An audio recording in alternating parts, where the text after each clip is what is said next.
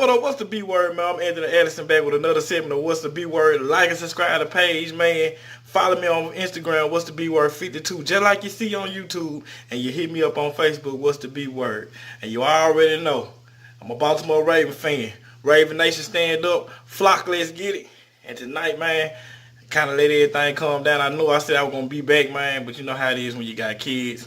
You know, stuff never goes planned. Just put it like that when you have kids. But here to talk about our draft picks, man. Jotted a few things that I, figured out about some of these guys. Some of these guys I already knew of. Some of them I didn't really know of. But I seen people in the group talking about it, so I was just keeping the ear open. So first person I want to really talk about, and like I said, I jotted this down, so if don't mind me if I peek down a few times. Jalen Ferguson is one of the guys I was familiar with. Jalen Ferguson, he's a big guy. I like that pick. I mean, we needed to address the pass rushing situation. You know what I'm saying? Even though pass rush was decent last year, I mean, we had, number-wise, put it like this. Number-wise, the pass rush was good. But just as watching it with a visual, it was some games where the pass rush was non-existent. You know what I'm saying? I wasn't feeling that we was just like stressing the quarterback out because I pass rush. And we got to get back to that. We got to get back to where we want, we make quarterbacks get happy feet and throw it in 2 seconds, 1 second. You know what I'm saying? Because they know we're going to smack them. And this guy might be the guy to do it, man. Jalen Ferguson, last season, he had 17 and a half sacks. That's a lot of sacks. And he broke my man T. Sizzle, college record for career sacks. He had 45 career sacks. So, hey, they say a lot. You might say he don't play tough competition since he went to school in La Tech. But, man, look, if you play ball, you can play ball. It don't matter who you play against. And I believe he can play ball. One interesting thing about this draft, though, that I just really think about is, are we going to keep him? Because, as you know, we run a 3-4 set. And are we going to keep him at DN? Because, our DN, our DN, which really don't be DN, they be, pretty much tackles. But they big boys. He a big boy. But are we going to keep him with his hand in the dirt and just let him, do his thing, do his normal? Or we going to stand him up and put him kind of out of his, out of his norm? I say personally that we put him out there with his hand in the dirt at defensive end, and let's try Tim Williams and Tyrus Bowser at the outside linebacker with you. Put the most talent you can on the field. That's what I'm saying. You know what I'm saying? So that's one big thing. I seen on some of the websites they call him an outside linebacker when he got drafted and stuff like that. Even though he played defensive end and La Tech. So that's something we're gonna have to really pay attention to. Is his hand gonna be on the dirt? Is he gonna be standing up? Either or, it's a good draft pick, man, because we had to address this pass rush situation, especially with a vet like T. Sizzle leaving. We still got Judon and a couple of other guys. We lost Zadarius, but good pick, man. We had to address that pass rush situation. Another guy, and a lot of people in the group, if you're in the Raven fan group on Facebook, join the Raven fan group in Facebook too. I can't tell you a certain one, just join all of them, because Raven Nation, we gotta be together. So the next guy, man, Miles Boykin. Now, a lot of us, of course, don't know a lot about Miles Boykin, because he's not just a big name person like DK Metcalf, because everybody was so big on Metcalf because he's a big, strong receiver and da-da-da-da. But, hey, Miles Boykin, he's a big boy, and he looked like he has better hands than Metcalf from what I seen, because Metcalf has some questionable hands. I gotta speak fact. He don't run pretty, a lot of routes goods, and he don't have, reliable hands all the time. But Miles Boykin, from what I seen, he got pretty good hands. I forgot how many drops he had, but he didn't have a lot of drops. The first 2 seasons that he played at Notre Dame, he didn't get a lot of play time, but he did the best he could with what he got in his sophomore and junior year. But his senior year, he had a breakout season. He had 59 receptions, 872 yards. I mean, you're not expecting the big guy, you know. I forgot to mention that he's 6'4", 228 pounds. That's a big receiver. That's a big guy. But when you think about the big guy like that, you're not thinking like, yards and all that. I mean, that's good, that's a good little average, as far as yards per catch with 59 receptions and 872 yards. But the main thing when I looked at his stat line that just really just jumped out to me is he had 8 touchdowns last year. And that's what the big body's for. You know what I'm saying? That's gonna make our red zone package. If he work out and he be, if he learns how to use his body and block out and y'all know what I'm saying, jump ball situations, really use his body against a smaller DB or something like that, then he's gonna be a touchdown machine for us. And then think about it, we already have 2 monsters of tight ends. You know what I'm saying? And we have the speed on the outside and all that. But a guy like that could really help this team. Now, that's the part I like about the draft picks we picked this year. They're not, I mean, they could be projects, but at the same time, they're guys that we can plug in and try to play now. You know what I'm saying?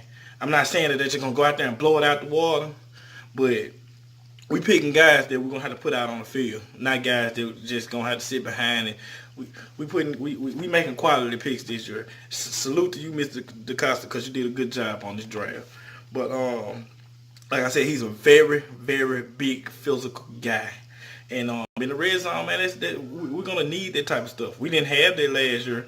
I mean, you can kind of say Crabtree's not just really a huge guy like this, like with weight and all that. And then Crabtree was, he had T-Rex hands. He kind of, But that was like Crabtree was like the biggest receiver we had, that was playing. So we had to address that.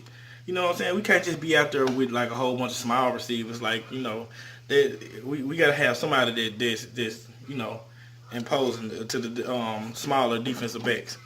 And hands down, outside of Hollywood Brown, this next pick was my favorite pick of the draft. I mean, I'm just being real. Justice Hill, I love this kid. I love this guy here, Justice Hill.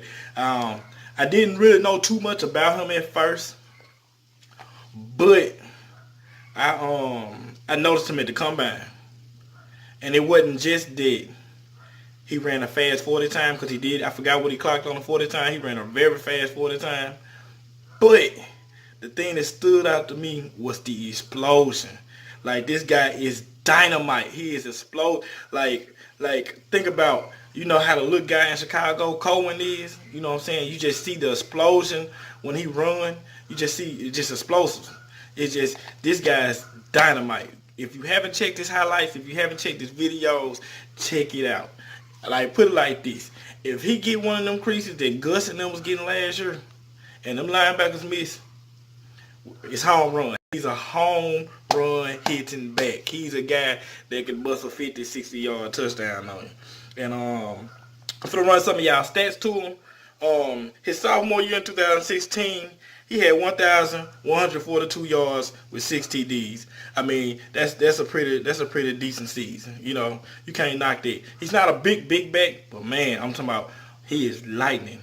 We gotta. I mean, the thing I like about this is we getting guys that if we put them in space, they just gonna do work. You know what I'm saying? And that's what we've been missing. I mean, when I seen his speed and his attributes, I was hoping that he'll be better at receiving the ball. But I didn't, like, his stats at receiving the ball, I didn't jot that down. His stats at receiving the ball didn't just stand out to me. But hopefully we can get him on that level, because the type of speed and the type of explosiveness and the moves this man make, I mean, he could be big mismatches to these linebackers and these safeties when we slide them to the slot or something. That's like how we did like Ray Rice. We haven't had a dynamite home run hitter type guy since Ray Rice. I mean, the other guys we done had, they good and all, but we need real home run hitter. And Justice Hill, I mean, justice will be served. I mean, like, seriously, like, this man here is real dynamite, and he's going to be dynamite for the Baltimore Ravens. I love this pick. Man, I'm talking about, Eric, you really did your thing with this pick right here. This next season, in 2017, he had 1,467 yards rushing and 15 touchdowns. Like, wow. Like, this man scored 15 touchdowns in a season. I know people score a lot of touchdowns in college, but I'm just saying, man, hey, this dude is dynamite. And the yardage, you see, the yardage went up a few hundred yards the next season. So, like I said, this man is dynamite. I just really hope he can. I hope it was more of Oklahoma offense why he didn't catch the ball out the backfield as much. I hope that's the case because, a guy like him, we put him out in the slot and we got this speed out here. Man, we'll do damage if we can get him in some space.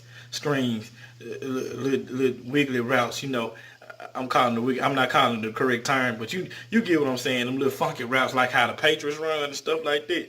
Man, if we can get him on that level as far as running routes and catching the ball, man, he's gonna be. You see how, for instance, you see how Tennessee, and when I say Tennessee, I'm talking about the University of Tennessee. You see how the University of Tennessee was using Alvin Kamara. They were just using him like a bell cow back. But did you see when New Orleans got Alvin Kamara? Did you see how just terrifying that man became when they started using him in that fashion? And man, when you got dynamite run backs like that and guys with that type of speed, you have to do it. You have to force these mismatches, and that's how you just really just open that offense up. So his last season, he didn't really do good in the yardage. He had 930 yards, but he had 9 touchdowns. And one thing I take from his college career is the man can get the ball past the plane. He can do that. He has 30 career touchdowns, and man, I'm excited. I can't wait to see this man play. I'm excited. I'm so excited. Truth be told, I've been watching this man highlights ever since I found out he's coming to Baltimore.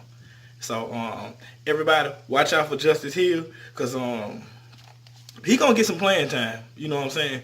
He's gonna get some playing time. I'm not saying he gonna start over Mark or Gus, but I'm telling you, and that's the beauty of the thing of it. We can have Mark and Gus just pound our defense, and when they all pounded and tied, now they have to chase this little dude. You know what I'm saying? And I'm telling you, I used to play football and I played defense. And one thing that used to get a defense tired is an offense that can run that rock. It gets you tired. It's draining. And then when they turn around and bring that scat back out there and you got to chase them, man, it just hurts your feelings, man. So hopefully we can get that going in Baltimore. Hopefully. I know Greg Roman was smiling from ear to ear when we picked up this guy. The next guy we got was Ben Powers, guard, Oklahoma. And I looked up a few things about him. It says that he's not that great at run blocking, but he's a good pass blocker, and that stands out to me. We gotta protect our young fella back there, and this is another plug and play. See, if you look at all these picks we done got so far, these are plug and play guys. These are guys that are most likely gonna be playing Sunday this year, and that's what I like. I just I understand trusting the process and probably having somebody that had to sit behind and learn. But I like drafting guys that's gonna be on the field and just gonna help this team get better soon as they get here. And as far as the run blocking, we can fix that. We got guru, Greg Roman as far as run blocking schemes and helping with the linemen. Greg Roman does that and he does it well. Look at Ryan Jensen. He looked like a superstar with us when Mr. Roman was running the show, but he ain't looked that great in Tampa Bay.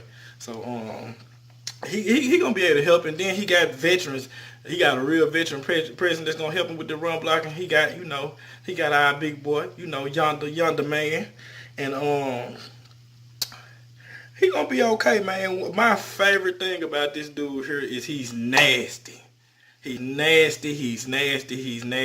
He got a connection with Baby Zeus. I love that too. But the main thing I love about this guy is his nastiness. If you remember a few videos, one of my first videos where I made when I was talking about Baltimore Ravens football, I was talking about how we need to get back to being mean, how we need to get back to getting nasty guys, how I don't like how Brandon Williams kid around so much and all smiles. I don't want to see you smile. I want you to be mean. Smile when we off the field. You know what I'm saying? Smile when we ain't on the sideline. I want you to be mean and nasty. I want you to be the nasty, not dirty. You know what I'm saying? Not out there trying to hurt people, but mean and nasty. And I love it. I love it about that guy because he's real, real nasty. Which, it just throws me out that he's not that good of a run blocker from what they say. And he's nasty like the way he is. I mean, he's... I believe in the interview, I'm trying to remember, he said something like his favorite thing about playing football is getting a grown man dreams and crushing them. I liked it. I've loved it. Keep that attitude. Just don't be dirty, but keep that attitude and be nasty. This next draft pick, when I heard it, I didn't quite understand it, but it grew on me a little bit more. Amon Marshall, cornerback, USC, and I didn't get it at first because we so deep at cornerback. I mean, we the deepest secondary in the NFL. We are the deepest. There's nobody deeper than us. I mean, our secondary, we hands down. I'm gonna say on paper because it's a new year and you can't transition one year to another. But hands down on paper, we have the best secondary in the NFL, and we had the best secondary in the NFL. I mean, we was pretty good the year before last. We wasn't the best, but last year we was hands down the best because we stayed healthy. We had all our guys. But I'm starting to understand this draft pick as I look into his skill set. He's most likely probably gonna be a special team guy, but they say one of his main strengths is guarding the tight end. The man plays very, very good guarding the tight end, and we might use him like how we use Anthony Levine in certain situations. You know, we have to put Anthony Levine in because he's like our handyman on defense. He do a lot. You remember how we did with Webby when Webby got older and we put him in safety, but he wasn't just like starting safety, but we put him in the situations. We need him to cover this person. We need him to, but he could, you know what I'm saying. I don't know what his tackling is like to get him the Levine position, because one thing about Levine, I mean, he's not the greatest coverage guy, but he's a doggone good tackler. But maybe instead of having somebody do their position, as far as like being like that handyman guy, we're going more to the idea of having a guy that can really, really cover. And from my understanding, as far as tight ends, this man can really, really cover. He got a nice height to be a cornerback. He's 6'1", 207 pounds too. So I love how we getting out, like we having length across the board at the secondary. I mean, if you look at the LOB back in the day, all them guys was big and tall and physical, and that's how you got to be with these fast receivers, man. You got to have somebody that got the reach and the hands to put hands on them and slow them down. So I mean, I'm not just super hype about this pick, but I understand the pick. It's an understandable pick after you look at his skill set and what he's good at. So we're just gonna sit back and all we can do is really sit back and watch. I mean, I hope this don't mean the end of Anthony Levine, but Anthony Levine barely made the team last year, so it might be. But from my understanding, like I said, this guy's pretty doggone good at covering the tight end. I mean, I know we still got other guys like Chuck Clark and all that, but I think this guy gonna probably be like a handyman guy, special team specialist in certain situations, which is smart. You should get certain players for certain situations. That's why Belichick is so good at what he do, because he don't make a player fit his system. He finds what the player's good at and then put them in the system in that position. You know what I'm saying? I mean, if that makes sense to you. So one more thing about our man is he finished his career at USC second all time in pass deflection in his conference. So that means he know how to play that ball well. He know how to play that ball well. I'm all for anybody that plays the ball well. I mean, one of the biggest problems in cornerbacks in the NFL today is they be there to make the play. They're in coverage, but they never turn their head and play the ball. The ball goes straight through their ear hole and to the receiver hand, and they never even turn their head to try to play the ball. So this statistic right here tells me that this guy looks back and tries to play the ball. So, hey, he might be a solid pick, later on. We saying we don't understand right now, but, hey, we might be giving this man praises later on. But I trust Mr. Eric, and this last pick, definitely, I was like a head scratcher, like a whoa. Like, Trace McSorley from Penn State, quarterback. And I was like, man, we got RG3, we got Lamar. Why do we need another quarterback? What we need another quarterback for? And I just was really just scratching my head on this one. But I looked up what sources was kind of saying, and hey, from what I'm seeing and what I'm seeing them talk about, they talking about almost like how the Saints situation is with Taysom Hill and Teddy Bridgewater, where we might have packages where we got multiple quarterbacks on the field, and if you look at this guy highlights, I mean, it makes sense that they got quarterbacks that do the same things that our starter and backup do. They RPO guys, and this boy can roll. That's another thing. I remember watching him run in the 40. That boy, I'm a Mississippi State fan. I thought maybe Nick Fitzgerald was going to be the fastest quarterback in the draft because I know Nick Fitzgerald can roll, but this boy can roll. I forgot what he ran, but he was rolling. He was really rolling. And he got a pretty good arm too, man. Just imagine when, like last year when we was doing that package, when we was having Flacco wide out and Lamar behind the center and stuff like that and putting stuff in motion and all that, I mean, Flacco wasn't a threat. They weren't thinking about Flacco to do nothing. But with this guy, I mean, look at New Orleans with Taysom Hill. I mean, man, Taysom is a beast. And he all in. That's the only thing. He has to be all in. It solely has to be all in. For whatever way they're going to use him. I mean, I seen them trying to make him be a tight end, I believe. I can't remember. I'm talking about like doing that, pre-draft when they were saying that they NFL team might try to change his position and stuff like that. He said he wants to play QB because he said he's a QB. But hey, man, we'll never know until we see what really when it hits the fan. That's when we'll find out the secrets behind that draft pick. I mean, like I said, I'm not just super huge on it, but it is what it is, man. It is what it is. We just gotta trust our GM. We gotta trust our scouts that they're making the right move based off them first picks. I trust them. So just trust the process, man. I trust Eric, and we still got Ozzie in office. So you know what I'm saying. Trust them. We haven't got this far being stupid, so. I don't believe them guys are stupid. I know they know what they're doing. So that's about it, man. Them was all our draft picks. We picked up a lot of undrafted free agents, by the way, and that big boy from Miami and a couple of other people, man. I might do a video talking about them. I might not, you know what I'm saying, or I might just pick a few that I think might have a chance of making the team, making the 53-man roster.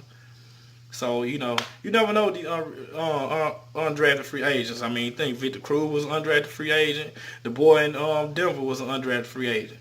My close friend, Malcolm Butler, was an undrafted free agent. So, you never know. There might be a diamond in the rough in that group. So, that's all I got for y'all tonight, man. Like I said, please like and subscribe my page, man. Football season is getting closer and closer. These videos going to be coming. I'm hype. I'm ready. I can't wait. I think we're going to really do damage this year. And if you feel different, you need to change the way you feel, man. Because any real Raven, I feel like we're going to do damage because we always do damage. So, like I said, like and subscribe to the page. Hit that notification bell too, man. So you can know whenever I post a video. Because pretty soon, the video is going to be coming. I got you rolling with your seatbelt on right now. But once that season comes, seatbelt coming out, we popping them like that. We rolling. So follow me on Instagram. What's the B word 52? Hit me up, man. Let's just talk football. It don't even necessarily have to get on the video. Let's just talk football because I love to talk about it. It don't necessarily have to be about the Baltimore Ravens. We can talk college ball or whatever. Hit me up on Facebook. What's the B word? Cause like I said, I just love to play, like talking about the game. I love the game of football. And, I love conversating with people who love the game of football. So, like I said, just follow me, man. Subscribe to the page. I'm Anthony Addison. Flock, Raven Nation, I love you, baby. And I'm out.